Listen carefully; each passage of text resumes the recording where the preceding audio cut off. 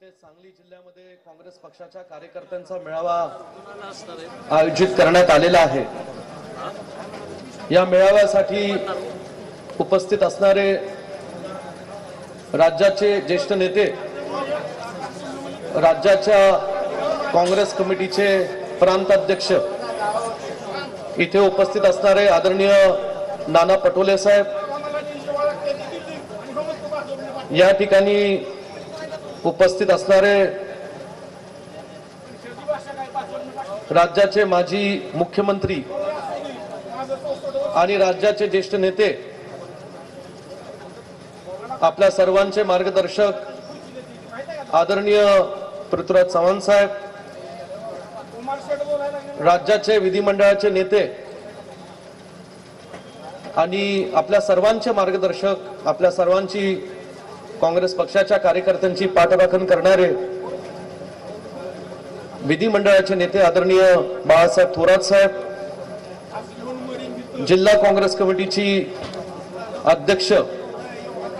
आदरणीय विक्रमदादा सावंत, विषय थांबवला पाहिजे, कशासाठी चाललंय,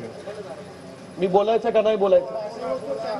हवं शांत बसा 5 मिनिटं, तुमच्या भावना निश्चितपणे ऐकू, काळजी करू नका।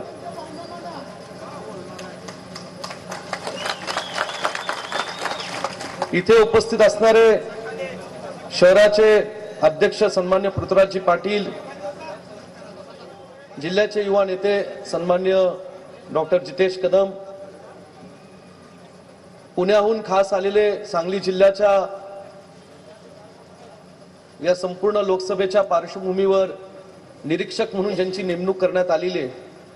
अशी राज्याचे ज्येष्ठ नेते आणि पुण्याचे नेते माजी मंत्री सन्मान्य रमेश दादा बागवे साहेब, आपल्या जिल्हा काँग्रेस कमिटीचे ज्येष्ठ नेते आणि जिल्हा बँकेचे माजी चेअरमन आदरणीय सिकंदर जमादार साहेब, व्यासपीठावर उपस्थित सर्वच प्रदेशचे आमचे प्रतिनिधी सन्मान्य कुंभारजी, आदरणीय बाबासाहेबजी कोडक, आदरणीय महादेव नाना,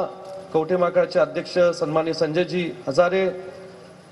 आटपाडीचे आमचे तरुण तडफदार नेते सन्मान्य जयदीपजी भोसले, व्यासपीठावर उपस्थित असणारे ज्येष्ठ नेते आदरणीय जे के बापू, ज्येष्ठ नेते आदरणीय उत्तम भाऊ, उपस्थित सर्व संभाजी पाटील, सांगली शहराचे आजी माजी नगरसेवक, जिल्हा परिषदेचे आजी माजी जिल्हा परिषदचे सदस्य, काँग्रेस पक्षाचे सर्व ब्लॉक अध्यक्ष, तालुका अध्यक्ष, आमचे करीमभाई मिस्त्री,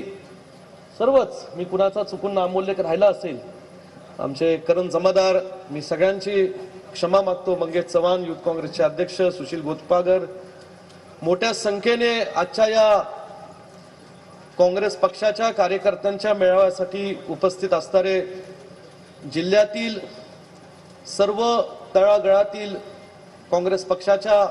कार्यकर्ते, युथ काँग्रेस, NSY, महिला काँग्रेसच्या सर्व आमचे कार्यकर्ते, काँग्रेस पक्षाच्या विचाराने कार्यरत असणारे या सांगली जिल्ह्यातील ग्रामीण भागातील ग्रामपंचायतीचे सर्व सरपंच, ग्रामपंचायत सदस्य, वेगवेगळ्या सहकारी संस्थांचे प्रतिनिधी आणि उपस्थित सर्व पत्रकार, वृत्तवाहिन्यांचे प्रतिनिधी आणि बंधू भगिनींनो, सांगली जिल्ह्याच्या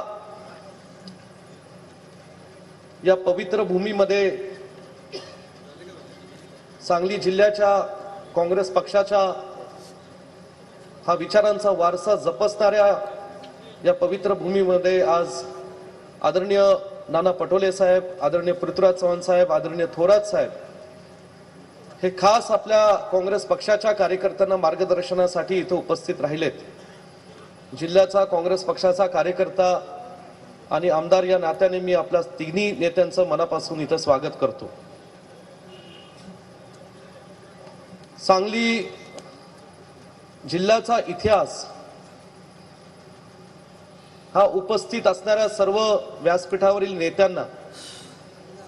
आणि उपस्थित असणाऱ्या या सभेसाठी मोठ्या संख्येने असणाऱ्या सर्व कार्यकर्त्यांना ज्ञात आहे। स्वातंत्र्यापासून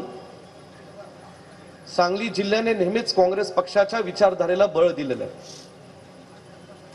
स्वातंत्र्य लढ्यामध्ये काँग्रेस पक्षाची विचारधारा स्वीकारून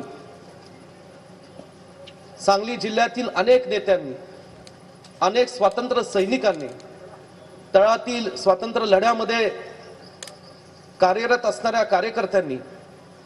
काँग्रेस पक्षाच्या विचारधारेला मानून देशाच्या स्वातंत्र्य लढ्यामध्ये प्रचंड मोठं योगदान दिलेलं आहे।